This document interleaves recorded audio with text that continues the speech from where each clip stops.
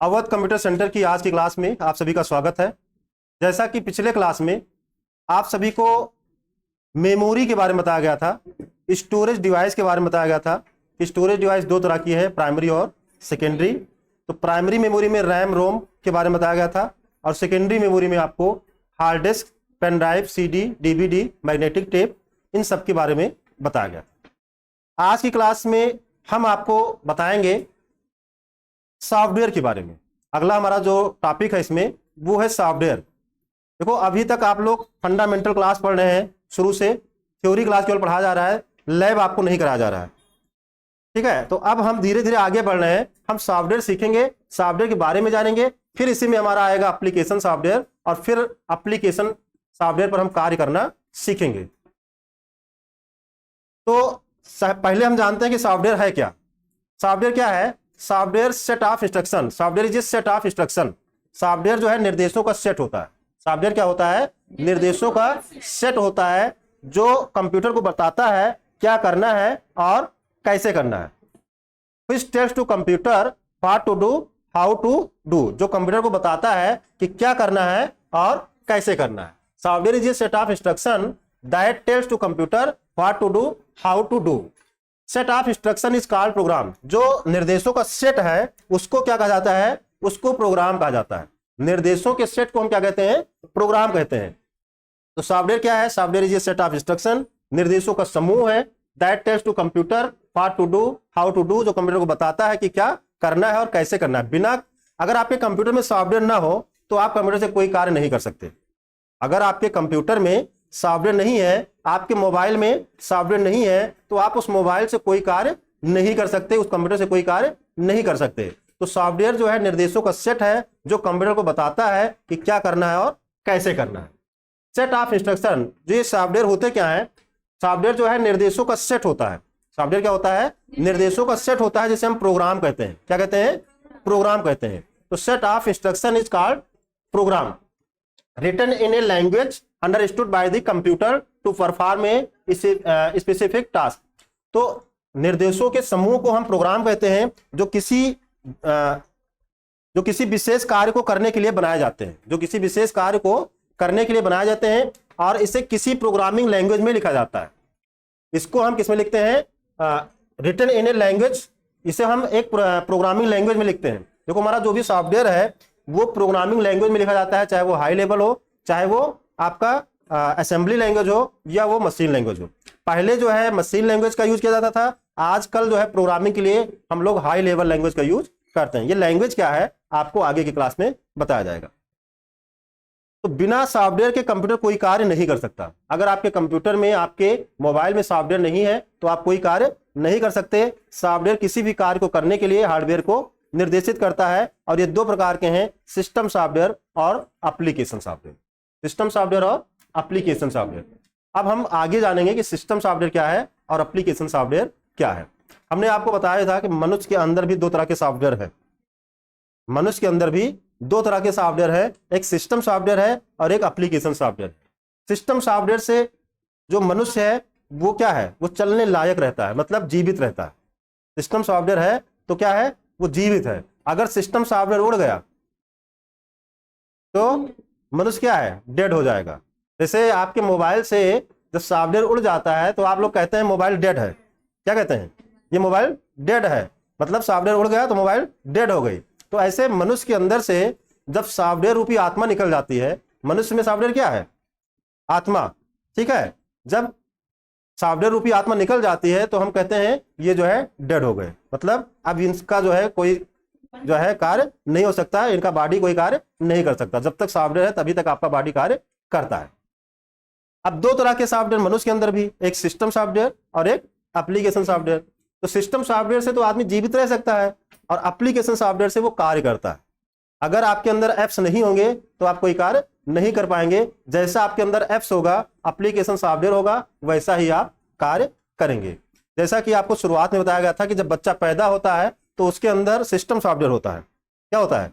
System software होता है, application नहीं होता उसके अंदर। ठीक है, आप मोबाइल खरीद कर लाते हैं तो वहां पे सिस्टम सॉफ्टवेयर होता है, वहां पे सिस्टम सॉफ्टवेयर होता है। आप अपनी जरूरत के हिसाब से फिर उसमें एप्लीकेशन सॉफ्टवेयर डालते हैं, एप्स डालते हैं। अगर आपको इंस्टाग्राम की जरूरत है तो आप डालोगे, ठीक है। उसमें अगर नहीं जरूरत है तो नहीं इंस्टॉल करोगे, व्हाट्सएप की जरूरत है रखोगे, नहीं जरूरत है नहीं रखोगे, फेसबुक की जरूरत है रखोगे, नहीं जरूरत है नहीं रखोगे। तो ये क्या है, ये ऐप्स हैं। तो जब बच्चा पैदा होता है तो सिस्टम सॉफ्टवेयर रहता है, बाद में आप लोग जो है उसमें संस्कार रूपी एप्लीकेशन सॉफ्टवेयर डालते हैं, सॉफ्टवेयर रूपी संस्कार रूपी जो है एप्लीकेशन एप्स उसके अंदर इंस्टॉल करते हैं, ठीक है। और जैसा आप उसके अंदर एप्स इंस्टॉल करते हैं, संस्कार डालते हैं, वैसा ही वो आपको रिजल्ट भी देता है। जैसा जो है सॉफ्टवेयर होगा उसके अंदर एप्लीकेशन जो कि संस्कार रूपी, वैसा ही वो आपको रिजल्ट देगा। कभी कभी क्या होता है कि गलत एप्लीकेशन भी इंस्टॉल हो जाते हैं, कभी कभी आपके मोबाइल में भी और मनुष्य के अंदर भी गलत एप्लीकेशन इंस्टॉल हो जाते हैं। जब बाद में चलता है कि ये तो गलत जो है कार्य कर रहा है, तो आप उसको क्या करते हैं, अनइंस्टॉल करते हैं। तो सिस्टम से, मोबाइल से, कंप्यूटर से जो गलत सॉफ्टवेयर उनको अनइंस्टॉल करना, हटाना तो आसान है, लेकिन जब मनुष्य के अंदर कोई जो है इस तरह का जो है सॉफ्टवेयर आ जाता है, एप्लीकेशन आ जाता है, ठीक है, तो उसको जो है बहुत धीरे धीरे करके जो है हम हटा पाते हैं, तुरंत उसको नहीं हटा सकते। तो ये हो गया आपका सिस्टम और एप्लीकेशन। चलिए हम सिस्टम सॉफ्टवेयर के बारे में जानते हैं, कंप्यूटर में सिस्टम सॉफ्टवेयर क्या है। अब यहां पे बताया गया कि जो आपका सॉफ्टवेयर है दो तरह का है, एक सिस्टम है और एक एप्लीकेशन है। सिस्टम आपके कंप्यूटर हार्डवेयर को जो है कंट्रोल करता है, कंप्यूटर हार्डवेयर को चलने लायक बनाता है। आपके कंप्यूटर में जो सिस्टम सॉफ्टवेयर है वो आपके कंप्यूटर को चलने लायक बनाता है, आपके हार्डवेयर में समझ लो जान डालता है। आपके कंप्यूटर हार्डवेयर में क्या करता है वो सिस्टम सॉफ्टवेयर, जान डालता है, उसको चलने लायक बनाता है। जबकि एप्लीकेशन सॉफ्टवेयर हमने आपको बताया कि आप अपनी जरूरत के हिसाब से उसको इंस्टॉल करते हैं। अब ये जो सिस्टम सॉफ्टवेयर है ये यहाँ पे दो प्रकार के बताए गए हैं, एक आपका सिस्टम मैनेजमेंट प्रोग्राम है, दूसरा आपका डेवलपिंग प्रोग्राम है, डेवलपिंग सॉफ्टवेयर है। सिस्टम सॉफ्टवेयर में आपका ऑपरेटिंग सिस्टम, डिवाइस ड्राइवर और सिस्टम यूटिलिटीज है, जबकि डेवलपिंग में आपका प्रोग्रामिंग लैंग्वेज, लैंग्वेज ट्रांसलेटर और लिंकर लोडर है। पुनः एप्लीकेशन सॉफ्टवेयर में अगर हम बात करें तो दो तरह के, एक जनरल पर्पज सॉफ्टवेयर है और एक स्पेशल पर्पज सॉफ्टवेयर है। तो अभी हम आगे जानेंगे जनरल पर्पज क्या है, स्पेशल पर्पज क्या है। उसके पहले हम सिस्टम सॉफ्टवेयर में जानेंगे यहाँ पे ऑपरेटिंग सिस्टम, डिवाइस ड्राइवर और सिस्टम यूटिलिटीज।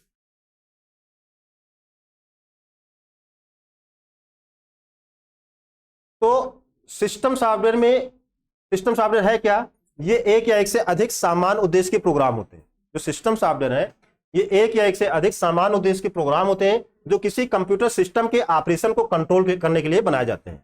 जो किसी कंप्यूटर सिस्टम के ऑपरेशन को कंट्रोल करने के लिए बनाए जाते हैं। सिस्टम सॉफ्टवेयर को तीन भागों में बांटा गया है। कौन कौन से, ऑपरेटिंग सिस्टम, डिवाइस ड्राइवर और लैंग्वेज ट्रांसलेटर, आगे अभी आपको जानने को मिलेगा। तो सिस्टम सॉफ्टवेयर क्या है हमने आपको बताया। यहां पे अगर हम उदाहरण की बात करें सिस्टम सॉफ्टवेयर में, हमारा विंडोज है, लाइनेक्स है, एप्पल मैकओएस है, माइक्रोसॉफ्ट विंडोज 95 एक्सपी, ठीक है। यहाँ पे एंड्रॉयड, एंड्रॉयड आप लोग सुनते होंगे, मोबाइल को कहते हैं एंड्रॉयड, एंड्रॉयड मोबाइल है। एंड्रॉयड जानते हैं क्या है, एंड्रॉयड मोबाइल का नाम नहीं है, एंड्रॉयड ऑपरेटिंग सिस्टम है। एंड्रॉयड क्या है, ऑपरेटिंग सिस्टम है। मोबाइल का जो ऑपरेटिंग सिस्टम है वो एंड्रॉयड है। किसी किसी मोबाइल में एंड्रॉयड ऑपरेटिंग सिस्टम है, किसी मोबाइल में मैकओएस है, ठीक है, आईओएस है, किसी मोबाइल में जो है विंडोज का है। तो जिसमें जिस तरह का ऑपरेटिंग सिस्टम होता है उसमें हम उसको उसी नाम से हम जानते हैं। जैसे जिस मोबाइल में विंडोज का ऑपरेटिंग सिस्टम पड़ा होता है उसको हम कहते हैं विंडोज फोन। क्या कहते हैं, विंडोज फोन, विंडोज मोबाइल कहते हैं। जिसमें एंड्रॉयड ऑपरेटिंग सिस्टम पड़ा है उसको हम एंड्रॉयड मोबाइल बोलते हैं। क्या बोलते हैं, एंड्रॉयड मोबाइल। जिसमें आईओएस पड़ा है उसको हम एप्पल का बोलते हैं, एप्पल का फोन है। तो ये हो गया। तो यहां पे आपको याद रखना है ये रेड हैट क्या है, अबंटू क्या है, मैकिनटोश क्या है, ठीक है, ये सब क्या है, ये सब ऑपरेटिंग सिस्टम है। और ऑपरेटिंग सिस्टम किस में आता है, सिस्टम सॉफ्टवेयर में आता है। ऑपरेटिंग सिस्टम किस में आता है, सिस्टम सॉफ्टवेयर में आता है। यहां पे आप लोग देख सकते हैं ऑपरेटिंग सिस्टम यहां पे आपको बताया गया है। तो एक operating system master control program होता है। आपके कंप्यूटर में जो ऑपरेटिंग सिस्टम है वो क्या होता है, मास्टर कंट्रोल प्रोग्राम होता है जो कंप्यूटर को चलाता है। ऑपरेटिंग सिस्टम ही आपके कंप्यूटर को चलाता है। आपने अक्सर सुना होगा कि इसको फॉर्मेट करवाना है कंप्यूटर को, ठीक है, या मोबाइल को फिर से सॉफ्टवेयर डलवाना है, तो फिर से सॉफ्टवेयर जो पढ़ता है उसमें क्या पढ़ता है, वो ऑपरेटिंग सिस्टम ही पढ़ता है। क्या पढ़ता है, ऑपरेटिंग सिस्टम पढ़ता है, जो कि सिस्टम सॉफ्टवेयर के अंतर्गत आता है। इसी को हम सिस्टम सॉफ्टवेयर कहते हैं। ऑपरेटिंग सिस्टम को क्या कहते हैं, सिस्टम सॉफ्टवेयर कहते हैं। तो बिना ऑपरेटिंग सिस्टम के कंप्यूटर सिस्टम पे कोई कार्य नहीं कर सकता और ये शेड्यूलर की तरह कार्य करता है। किसकी तरह कार्य करता है, शेड्यूलर की तरह कार्य करता है। अब है डिवाइस ड्राइवर।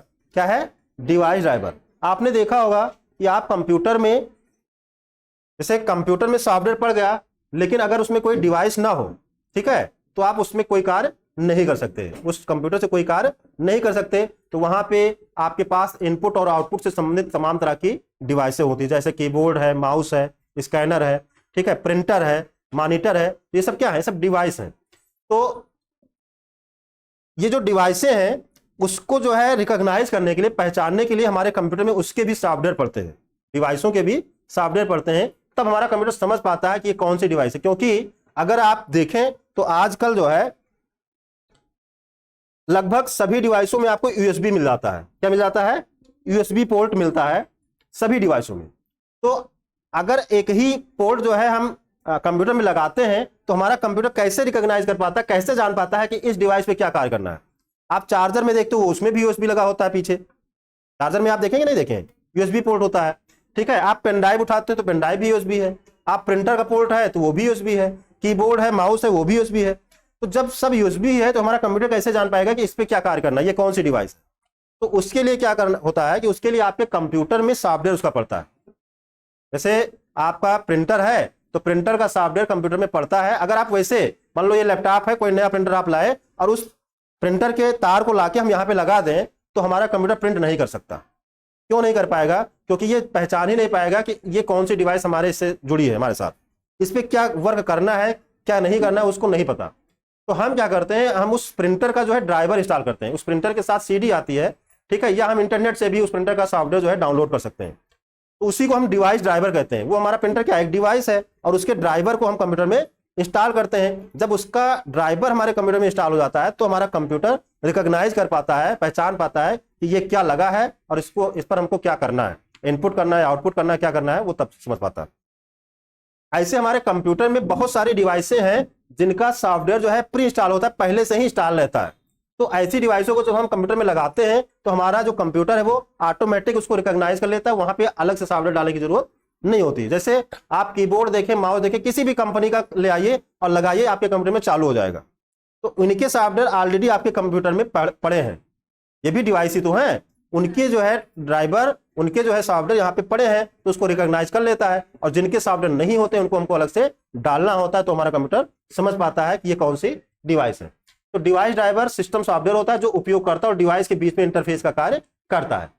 लैंग्वेज ट्रांसलेटर, आपको बताया गया था कि हमारा जो कंप्यूटर है हमारी भाषा नहीं समझता, हमारा जो कंप्यूटर है हमारी भाषा नहीं समझता। कंप्यूटर की भाषा क्या है, 0-1 है, मशीन लैंग्वेज है। कंप्यूटर की भाषा क्या है, मशीन लैंग्वेज है, 0-1 है। 0-1 को ही हम क्या कहते हैं, मशीन लैंग्वेज कहते हैं। बाइनरी नंबर सिस्टम पे कार्य करता है हमारा कंप्यूटर, ठीक है, जिसमें 2 डिजिट होते हैं, 0 और 1। तो जब हम कंप्यूटर में कोई इनपुट देते हैं, जब हम कंप्यूटर में हम इनपुट देते हैं, जैसे मान लो हम कीबोर्ड से दबाते हैं ए, कीबोर्ड से दबाते हैं ए, तो हमारा कंप्यूटर नहीं जानता कि हमने ए दबाया है, हमारा कंप्यूटर नहीं समझता कि हमने उसको ए इनपुट दिया है। हमारा जो ए है वो कन्वर्ट होता है 0-1 के फॉर्म में। आपको बताया गया था इनपुट यूनिट का कार्य। तो इनपुट यूनिट क्या कार्य करता है, हमारे द्वारा दिए गए डेटा निर्देश को एक्सेप्ट करता है। तो हमने ए दबाया, इनपुट यूनिट उसको क्या किया, एक्सेप्ट कर लिया। फिर क्या करता है, क्योंकि हमारा कंप्यूटर जान ही नहीं पाएगा कि हमने क्या इनपुट दिया है, तो वो इनपुट यूनिट क्या करता है, ए को कन्वर्ट कर देता है 0-1 के फॉर्म में। किसमें, 0-1 के फॉर्म में कन्वर्ट कर देता है। और फिर कन्वर्ट करने के बाद कंप्यूटर में जाता है, तो हमारा कंप्यूटर समझता है कि हमने उसको क्या इनपुट दिया है। अब उसने इनपुट को एक्सेप्ट कर लिया कंप्यूटर ने, अब पुनः आउटपुट आना है, हमको स्क्रीन पे देखना है। हमने कीबोर्ड से तो दबाया, हमको चाहिए कहां पे, स्क्रीन पे हमको देखना है। तो कंप्यूटर की भाषा क्या है, 0-1 है। तो वो जब आउटपुट देता है तो भी वो जो है अपने फॉर्म में ही देता है, 0-1 के ही फॉर्म में देता है। तो अगर वैसे ही अगर हमें स्क्रीन पे दिखाई दे 0-1, हमने दबाया था ए और वहां पे 0-1 लिखकर आ जाए, तो हम क्या समझ पाएंगे, नहीं समझ सकते। तो वहां पे पुनः हमारा आउटपुट यूनिट होता है। तो आउटपुट यूनिट क्या करता है, कंप्यूटर जो रिजल्ट देता है, ठीक है, उसको एक्सेप्ट कर लेता है, जो कि 0-1 के फॉर्म में होता है। फिर आउटपुट यूनिट क्या करता है, उसको हमारे समझने योग्य भाषा में कन्वर्ट करता है, जैसा कि हम समझ पाते हैं, ठीक है, और फिर हमको स्क्रीन पर दिखाता है। तो यहाँ पे अंदर क्या प्रोसेस होता है आपको नहीं पता होता। आपने ए दबाया, आपको स्क्रीन पे आउटपुट मिल गया, आपको नहीं पता कि हमारा कंप्यूटर क्या समझता है। लेकिन कंप्यूटर केवल 0-1 ही समझता है। वो इनपुट में जो है 0-1 लेता है और आउटपुट में 0-1 देता है। ये तो आउटपुट यूनिट और इनपुट यूनिट हमको हमारी भाषा में दिखाते हैं। तो ये जो लैंग्वेज ट्रांसलेटर है ये क्या करते हैं, लैंग्वेज ट्रांसलेटर प्रोग्रामिंग लैंग्वेज को मशीन लैंग्वेज में कन्वर्ट करता है। प्रोग्रामिंग लैंग्वेज आपकी जो है यहाँ पे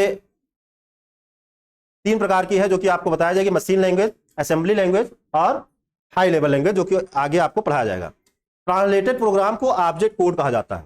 जो ट्रांसलेटेड प्रोग्राम होता है उसको क्या कहते हैं, ऑब्जेक्ट कोड कहते हैं। जैसे हमने ए प्रेस किया, अब ए हमारा कन्वर्ट हुआ 0-1 के फॉर्म में, किसके फॉर्म में, 0-1 के फॉर्म में। तो ए कन्वर्ट होके जो 0-1 के फॉर्म में हुआ है उसको हम ट्रांसलेटेड प्रोग्राम कहते हैं। क्या कहते हैं, ट्रांसलेटेड प्रोग्राम कहते हैं। जैसे कहा गया दिस इज काऊ, या हमने कहा ये एक गाय है, हमने कहा ये एक गाय है, तो ये एक गाय तो हमने दिया है, हमारी भाषा है, लेकिन अब ये ट्रांसलेट हो जाए, दिस इज काऊ हो जाए, ठीक है, तो दिस इज काऊ क्या होगा, ये ट्रांसलेटेड प्रोग्राम है। क्या है, ट्रांसलेटेड प्रोग्राम है, जिसको हम क्या कहते हैं, ऑब्जेक्ट कोड कहते हैं। क्या कहते हैं, ऑब्जेक्ट कोड। तो ट्रांसलेटेड प्रोग्राम को ऑब्जेक्ट कोड कहा जाता है। और ये 3 प्रकार के हैं, असेंबलर है और कंपाइलर है और इंटरप्रेटर। मतलब ये जो हम आगे आपको लैंग्वेज पढ़ाएंगे, तो अगर हम असेंबली भाषा में अगर प्रोग्राम बनाते हैं, सॉफ्टवेयर का जो है वो करते हैं, तो असेंबलर वहां पे यूज होगा। अगर हम हाई लेवल लैंग्वेज यूज करते हैं तो वहां पे कंपाइलर और इंटरप्रेटर यूज होगा। तो ये आपको आगे की क्लास में बताया जाएगा। थोड़ा सा कम समझ में आ रहा होगा आप लोगों को कि आगे की क्लास जो है थोड़ा सा और ही ऐसे 2-3 दिन की जो क्लास है थोड़ा टिपिकल है, लेकिन उसके बाद समझ लो बिल्कुल इजी है, क्योंकि हम आ जाएंगे सॉफ्टवेयर पे, तो जो हम आपको पढ़ाएंगे वही आपको वहां पे करना होगा। तो सिस्टम सॉफ्टवेयर समझ में आया कि नहीं आया, कि सिस्टम सॉफ्टवेयर क्या है, कितने प्रकार के हैं। हमने आपको बताया operating system, device driver, language translator, ये सब किसके अंतर्गत आते हैं, सिस्टम सॉफ्टवेयर के अंतर्गत आते हैं। अब हम एप्लीकेशन सॉफ्टवेयर के बारे में जानेंगे। एप्लीकेशन सॉफ्टवेयर एक विशेष समस्या को हल करने के लिए, एक विशेष कार्य को करने के लिए बनाया गया है। जो एप्लीकेशन सॉफ्टवेयर है ये किसी विशेष समस्या को हल करने के लिए बनाया गया है। ये एक या एक से अधिक समूह का सेट है। एप्लीकेशन सॉफ्टवेयर को 3 श्रेणियों में विभाजित किया गया है, जनरल पर्पज, स्पेशल पर्पज और सिस्टम यूटिलिटीज। तो यहां पे हम जानेंगे जनरल पर्पज सॉफ्टवेयर क्या है। जनरल जैसा कि नाम ही है सामान्य, जनरल का मतलब क्या होता है, सामान्य। स्पेशल का मतलब विशेष। ऐसे सॉफ्टवेयर, ऐसे एप्लीकेशन, ऐसे एप्स जिनका प्रयोग सब लोग करते हो, सभी जगह यूज हो। ऐसे एप्लीकेशन जिनका यूज सब लोग करते हो, ठीक है, वो क्या होंगे, वो जनरल पर्पज होंगे, सामान्य उद्देश्य वाले होंगे। और ऐसे सॉफ्टवेयर जिनका विशेष कार्य हो, विशेष जगह पे यूज किया जाता हो, उसे हम क्या कहते हैं, स्पेशल पर्पज सॉफ्टवेयर कहते हैं। अब जनरल पर्पज में अगर हम मोबाइल की बात करें, तो मोबाइल में कुछ सॉफ्टवेयर ऐसे जो कॉमन हो गए, सब लोग उसको इंस्टॉल रखते हैं, लेकिन कुछ ऐसे भी सॉफ्टवेयर हैं जो सभी लोग इंस्टॉल नहीं करते हैं। तो बस इसी से अंतर आप समझ सकते हैं। हम बात करें कंप्यूटर में सॉफ्टवेयर की, तो देखिए हॉस्पिटल के लिए अलग तरह के सॉफ्टवेयर यूज किए जाते हैं, बैंक में अलग तरह के सॉफ्टवेयर यूज किए जाते हैं, रेलवे में अलग तरह के सॉफ्टवेयर यूज किए जाते हैं, एयरलाइंस में अलग तरह के सॉफ्टवेयर यूज किए जाते हैं, मौसम का पूर्वानुमान लगाना है वहां पे अलग तरह के सॉफ्टवेयर यूज किए जाते हैं, दुकान पे अलग तरह के सॉफ्टवेयर यूज किए जाते हैं। तो ये जो अलग अलग तरह के सॉफ्टवेयर हैं, ठीक है, वो ही विशेष है, वही क्या है, विशेष है, स्पेशल है। और ऐसे सॉफ्टवेयर जो सब लोग यूज करते हो, जैसे वर्ड प्रोसेसिंग सॉफ्टवेयर हो गया। जैसे क्या हो गया, वर्ड प्रोसेसिंग। वर्ड प्रोसेसिंग का मतलब वो जिसमें आप टाइप वगैरह करते हो, ठीक है। तो अगर कोई कंप्यूटर लिया है तो वो चाहे घर का कंप्यूटर हो, चाहे वो आपके ऑफिस का हो, ठीक है, या किसी दुकान का हो, जो वर्ड प्रोसेसिंग सॉफ्टवेयर है इनकी जरूरत सबको है, और चाहे वो हॉस्पिटल का ही हो, सब जगह इसकी जरूरत है। क्योंकि अगर कंप्यूटर लिए हैं तो कहीं ना कहीं कुछ टाइप करना होगा, कोई लेटर वगैरह लिखना होगा, तो इस सॉफ्टवेयर की जरूरत सबको पड़ सकती है कि नहीं पड़ सकती है। तो ये जो सॉफ्टवेयर है, या मल्टीमीडिया सॉफ्टवेयर की बात कर रहे हैं, कोई मीडिया प्लेयर हो गया, तो मीडिया प्लेयर सबकी जरूरत है। क्यों, देखो अगर मान लीजिए हमारे पास कंप्यूटर है, ठीक है, हमको वीडियो से कोई ट्रेनिंग लेना है, कोई वीडियो प्ले करके हमको कुछ सीखना है, तो हम मीडिया प्लेयर की जरूरत पड़ेगी। हम कंप्यूटर लिए हमको मनोरंजन करना है, तो हमको मीडिया प्लेयर की जरूरत पड़ेगी। कोई कंपनी है, वहां भी कोई चीज प्रेजेंट करके किसी को दिखाना है, तो वहां पे मीडिया प्लेयर की जरूरत पड़ेगी। तो ये सॉफ्टवेयर जो है क्या है, ये सामान्य उद्देश्य वाले हैं। क्या है, सामान्य उद्देश्य वाले हैं, ये कोई विशेष प्रकार के नहीं है, सभी जगह इसका यूज किया जाता है। लेकिन हम बात करें हॉस्पिटल वाले सॉफ्टवेयर की जरूरत जो है, हॉस्पिटल वाला जो सॉफ्टवेयर है उसकी जरूरत क्या बैंक में है, क्या बैंक वाले सॉफ्टवेयर की जरूरत हॉस्पिटल में है? हॉस्पिटल वाले सॉफ्टवेयर की जरूरत दुकान पे है? नहीं है ना। तो ऐसे सॉफ्टवेयर जिनका विशेष उद्देश्य है, या जो है जहां पे दुकानों पे जो है लेखा जोखा पूरा होता है, अकाउंटिंग सॉफ्टवेयर जिसको हम कहते हैं, टैली अकाउंटिंग, ठीक है, क्या उसकी जरूरत जो है दुकान पे है? वैसे दुकान पे जैसे कंप्यूटर की दुकान जो फोटो कॉपी करते हैं उनको है, वैसे दुकान पे तो दुकान पे यूज होता है जो हमारा अकाउंटिंग है, लेकिन कहाँ पे? जहां पे पूरा जो है सामान का लेखा जोखा रखना है, पूरा जो है वो रखना है, वहां पे हम अकाउंटिंग सॉफ्टवेयर टैली का जो है यूज करते हैं। पूरा हिसाब किताब जब रखना होता है तो हम टैली सॉफ्टवेयर का यूज करते हैं, लेकिन सभी जगह इसका यूज नहीं है, विशेष जगह जो है इसका यूज किया जाता है। तो ऐसे सॉफ्टवेयर क्या है? स्पेशल पर्पज सॉफ्टवेयर के अंतर्गत आते हैं। जो हमारा जनरल पर्पज है इसका प्रयोग सामान्य कार्य करने के लिए किया जाता है। उदाहरण के लिए वर्ड प्रोसेसिंग सॉफ्टवेयर हो गया, या आपका मल्टीमीडिया सॉफ्टवेयर हो गया। स्पेशल पर्पज इसका प्रयोग विशेष प्रकार की समस्या को हल करने के लिए किया जाता है। उदाहरण के लिए inventory management, payroll, banking software, railway software इत्यादि। अब इसके बाद हम जानेंगे, यहाँ पे एग्जाम्पल दिया गया है एप्लीकेशन सॉफ्टवेयर के। तो ये सब जो है आइकन दिया गया है, जैसे मोजिला फायरफॉक्स हो गया, आपके मोबाइल में गूगल क्रोम हो गया, आपके मोबाइल में फेसबुक हो गया, व्हाट्सएप हो गया, ठीक है, या मीडिया प्लेयर की बात करें, MS वर्ड की बात करें, ठीक है, रिसाइकिल बिन की बात करें, पेंट हो गया। तो ये सब क्या है? ये सब उदाहरण है एप्लीकेशन सॉफ्टवेयर के। अब है सिस्टम यूटिलिटीज। क्या है? System utilities. तो ये जो सॉफ्टवेयर है, ये सॉफ्टवेयर कंप्यूटर सिस्टम में मौजूद डेटा को सपोर्ट करने, सुधारने तथा सेव करने में इस्तेमाल किए जाते हैं। और सिस्टम यूटिलिटीज निम्नलिखित है। सबसे पहले इसमें है डिस्क फ्रेगमेंटर्स। क्या है? डिस्क फ्रेगमेंटर्स। तो डिस्क फ्रेगमेंटर्स क्या करता है? आपके कंप्यूटर में जो अनयूज स्पेस है, जैसे आपके मेमोरी जो होती है उसमें एक यूज स्पेस होता है और एक अनयूज होता है। आपने देखा होगा फाइल मैनेजर में आप जाते हैं, अपने मोबाइल में ही अगर फाइल मैनेजर में जाओ तो वहां पे कितना मेमोरी आपका जो है यूज हो चुका है और कितना खाली है वो आपको दिखता है। तो हमारे कंप्यूटर में जो हार्ड डिस्क है, तो हार्ड डिस्क में जो हमारा यूज स्पेस है जो अनयूज है, तो अनयूज जो है उसको मैनेज करने का कार्य करता है डिस्क फ्रेगमेंटर। अगर एक स्टोरेज डिवाइस है और उस डिवाइस में जो हमारा डेटा है वो बिखरा हुआ हो, पूरे डिवाइस जो हमारा स्टोरेज डिवाइस है, जैसे मान लीजिए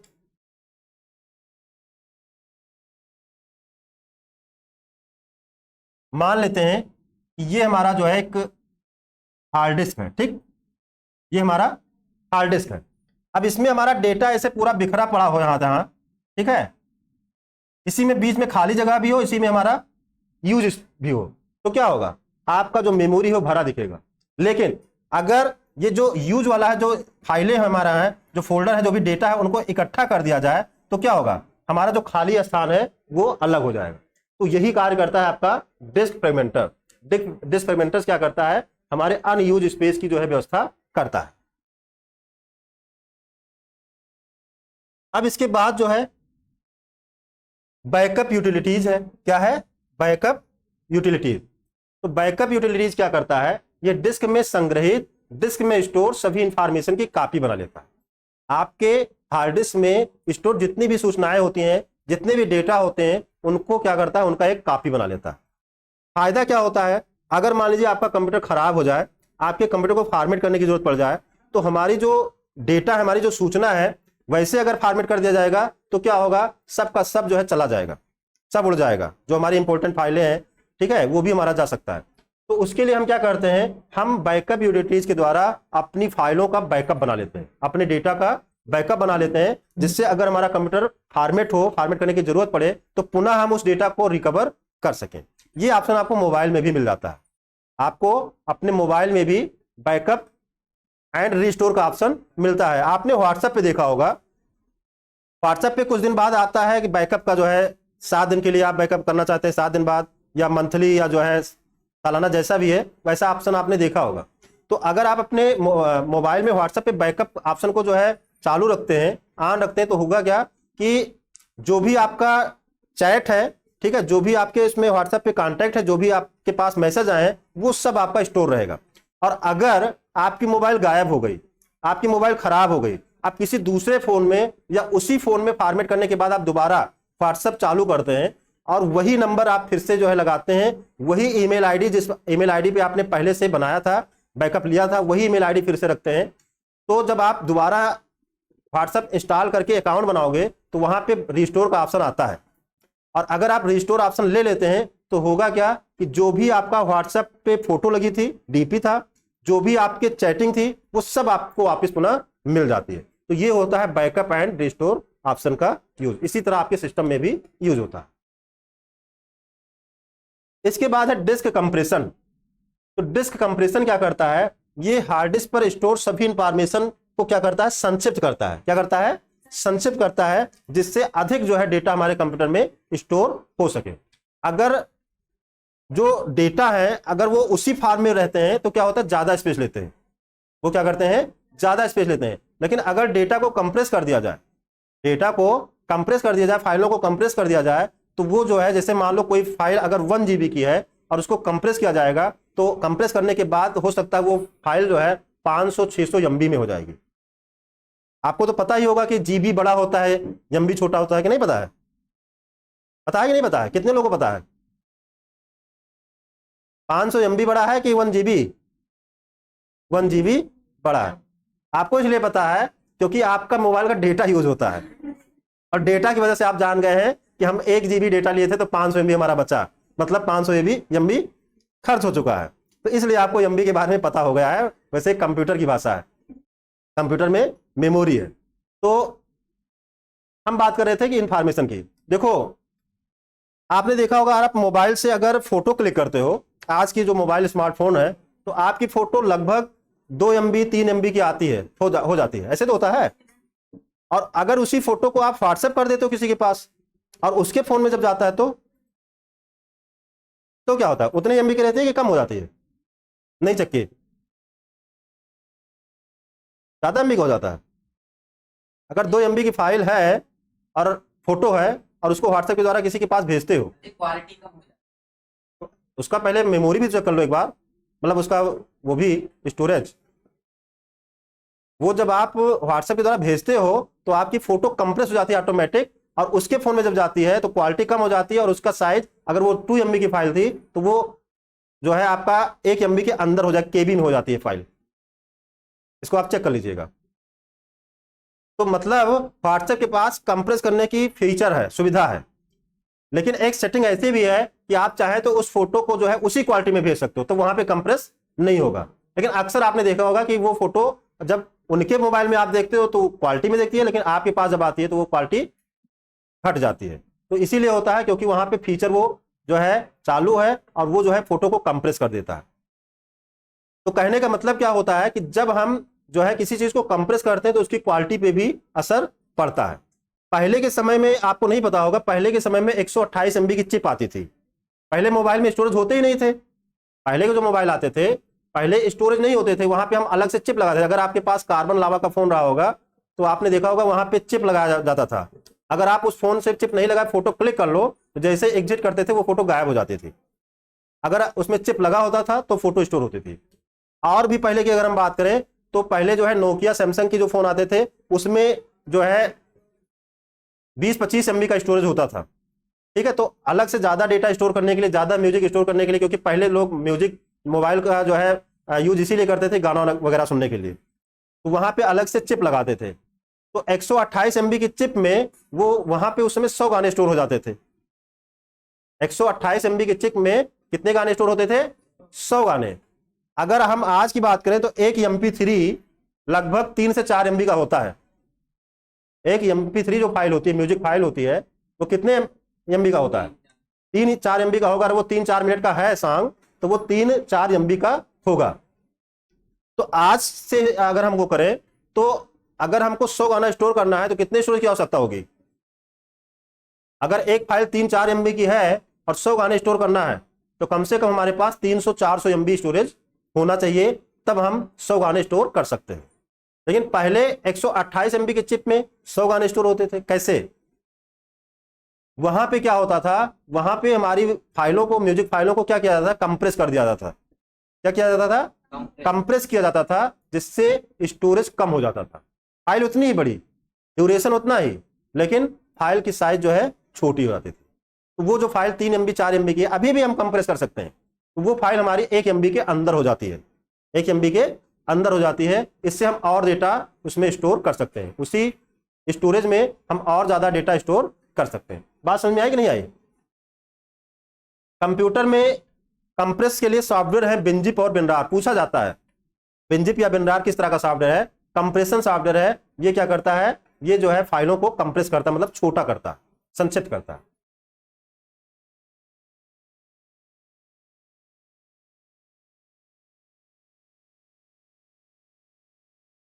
अब है डिस्क क्लीनर। क्या है? Disk cleaner. तो डिस्क क्लीनर क्या करता है? ये एक लंबे समय में इस्तेमाल नहीं की गई फाइलों को ढूंढता है और उन्हें डिलीट कर देता है, जिससे आपके कंप्यूटर की जो धीमी गति है वो बढ़ जाती है। डिस्क क्लीनर आपके कंप्यूटर में, ठीक है, जैसे मान लीजिए आप कंप्यूटर में बहुत सारे सॉफ्टवेयर इंस्टॉल कर लिए, बहुत सारी फाइलें हैं जिन पर आप कभी ध्यान ही नहीं देते, कभी आप वहां तक गए ही नहीं और आपके कंप्यूटर में वो इंस्टॉल है। तो ऐसे फालतू की फाइलें अगर आपके कंप्यूटर में रहेंगी तो क्या होगा? आपके सिस्टम की जो स्पीड है वो कम हो जाएगी, स्टोरेज भी आपका जो है यूज हो रहेगा, ठीक है, आप यूज भी कभी नहीं करते हैं, तो इससे कंप्यूटर हमारा क्या होता है? स्लो हो जाता है, हैंग करने लगता है। तो अगर आप चाहते हो कि ऐसी फाइलों को हमारा जो कंप्यूटर खुद ही ढूंढे और डिलीट करे, तो वहां पे डिस्क क्लीनअप यूटिलिटी है। क्या है? डिस्क क्लीनअप यूटिलिटी है। आप उसको रन करके आप अपने कंप्यूटर में ऐसी फाइलों को ढूंढ सकते हो और उसको डिलीट कर सकते हो। इसी का उदाहरण आपने देखा होगा, मोबाइल में क्लीन मास्टर एक एप्लीकेशन हुआ करता था, चाइनीज ऐप था, अब तो हटा दिया गया है, गूगल प्ले स्टोर पे आपको नहीं मिलेगा। चाइनीज ऐप था तो हटा दिया गया है। तो जो क्लीन मास्टर है ये क्या करता था? ये भी आपके मोबाइल में जो फालतू की फाइलें हैं उनको ढूंढता था और डिलीट करता था। इस तरह के एप्लीकेशन अभी भी अगर आप, अच्छा कितने लोग बिडमेट जो है अपने मोबाइल में इंस्टॉल किए हैं?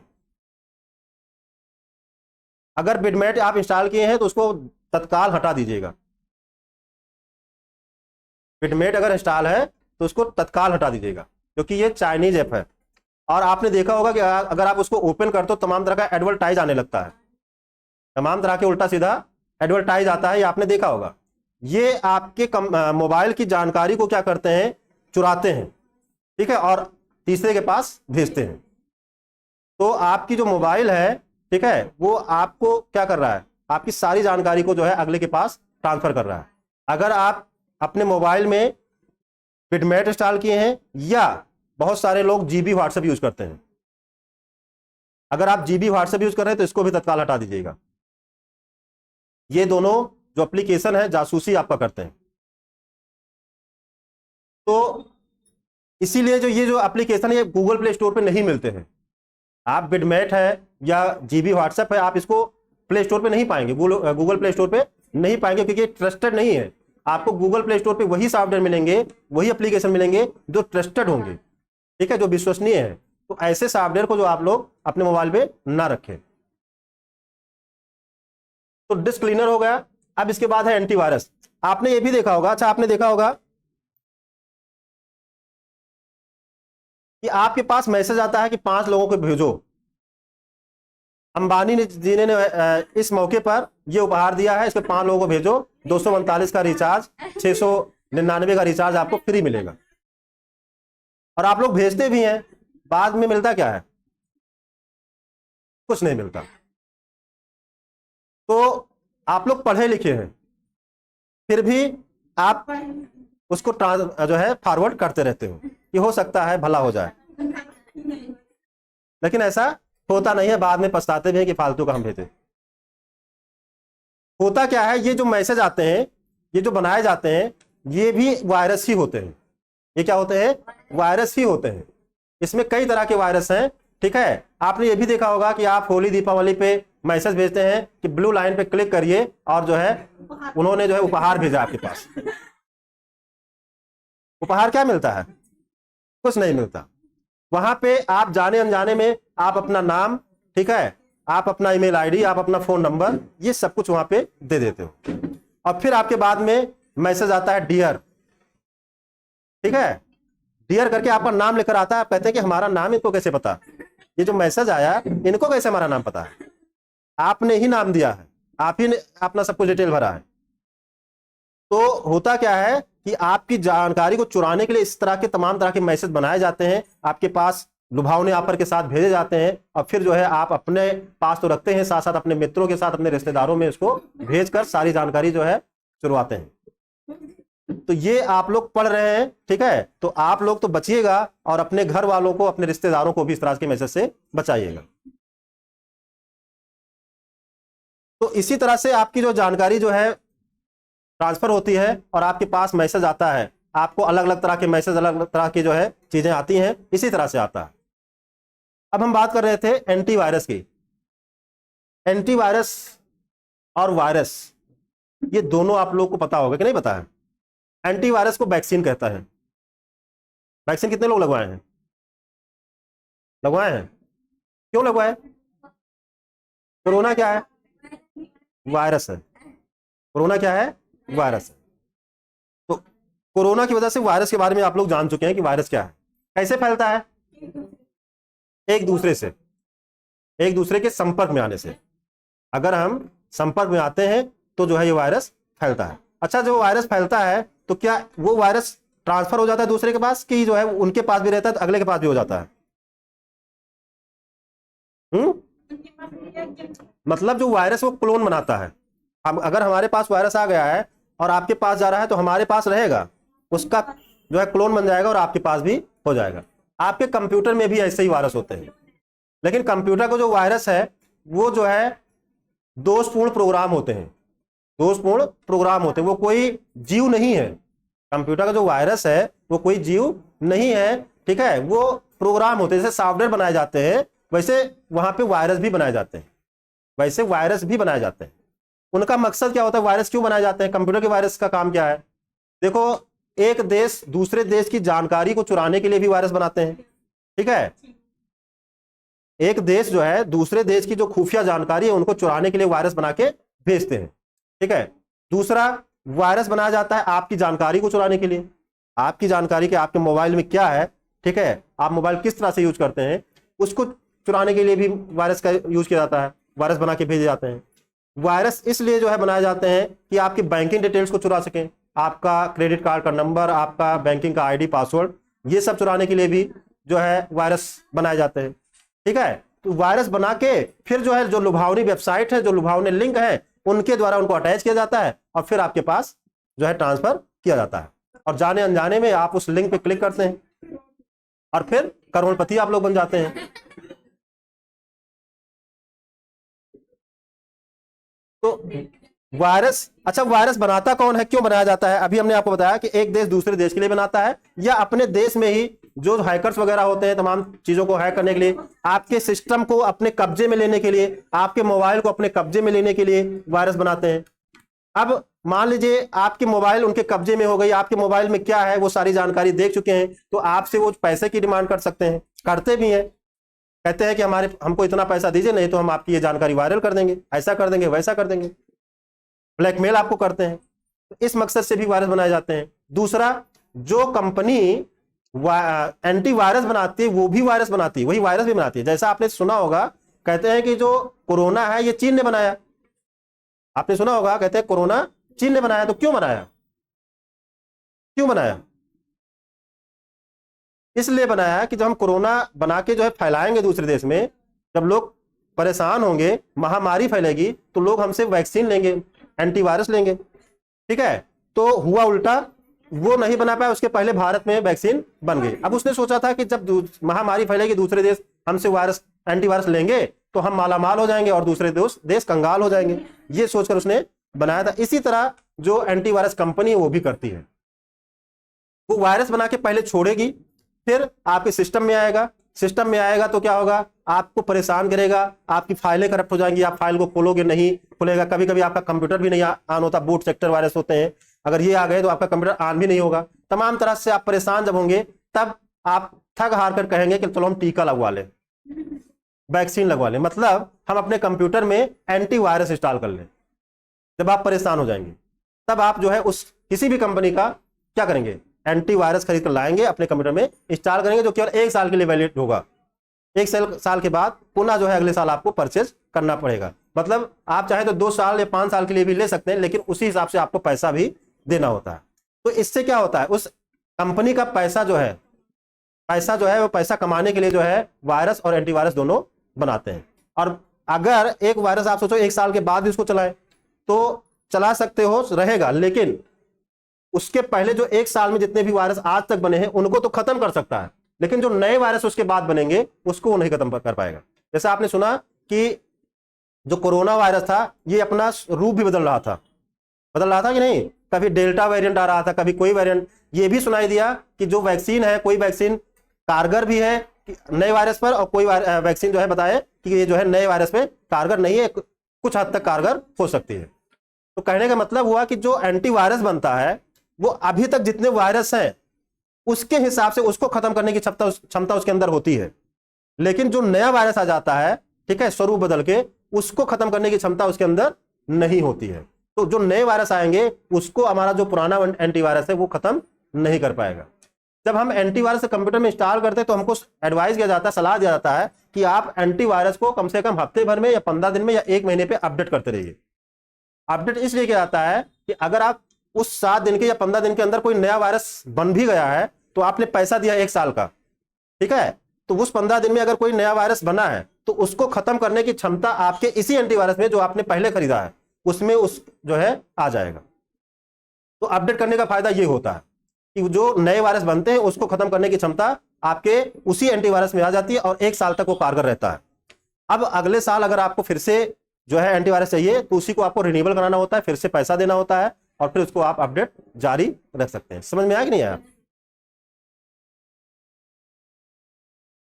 अब एंटीवायरस के उदाहरण अगर हम बात करें तो यहाँ पे टोटल सिक्योरिटी है, नाल्टन है, एनपीएबी है, गार्जियन है, एमसीएफई है, ये सभी एंटीवायरस के नाम है। इसके अलावा भी बहुत सारे एंटीवायरस हैं, इसके अलावा भी बहुत सारे एंटीवायरस हैं जिनको हम कंप्यूटर में इंस्टॉल कर सकते हैं। और लास्ट इसमें है क्लिपबोर्ड मैनेजर। तो ये क्या करता है, इससे ऑपरेटिंग सिस्टम के क्लिपबोर्ड की क्षमता में वृद्धि करने के लिए प्रयोग किया जाता है। तो आज की क्लास में हमने आपको सॉफ्टवेयर के अंतर्गत सॉफ्टवेयर क्या है, कितने प्रकार का है, ठीक है, इन सब के बारे में विस्तार से बताया है। आशा करते हैं क्लास समझ में आई होगी। अगर क्लास समझ में आई है तो आप चैनल पे जाके वीडियो को लाइक कर सकते हैं और कमेंट में बता भी सकते हैं। अगर आपने चैनल को सब्सक्राइब नहीं किया है तो चैनल को भी सब्सक्राइब करिए, जिससे आने वाली जो भी नोटिफिकेशन है वो आपको मिलती रहे। मिलते हैं नई क्लास में, तब तक के लिए जय हिंद, जय भारत।